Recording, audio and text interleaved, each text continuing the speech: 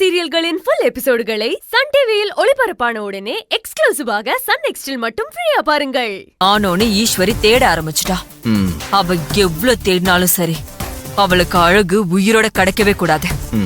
நாளைக்கு போனமா கூவத்துலதான் அவன் பாடி கிடைக்கணும்.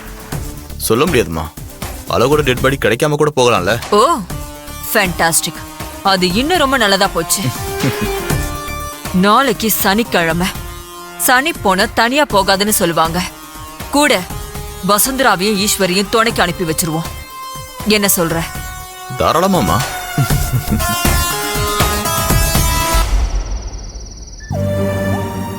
அம்மா, என்ன நினைச்சு நீ கவலைப்பட்டுக்கிட்டு இருக்கியாம்மா? ஈச வேலைக்கு நான் போக விடாம பண்றதுக்காகத்தான் கடுதாசி எழுதி வச்சுட்டு நான் வீட்டை விட்டு வந்துட்டேன். ஆனா உன்கிட்ட சொல்லாம வந்தது என் தப்புதாம்மா. அது எனக்கு இப்பதான் புரியுது. மா, என்ன மன்னிச்சிருமா. என்னண்ணே? டேய், அவன் என்னமோ புலம்பிட்டு இருக்கான் பாரு. சரி, சீட்டை போடு.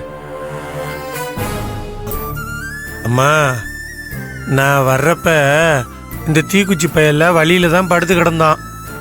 நான் அவங்கிட்டயாச்சும் இப்படி போறேன்டான்னு ஏதாவது சொல்லிட்டு வந்திருக்கணும். சொல்லாம வந்து தப்பு பண்ணிட்டேன்.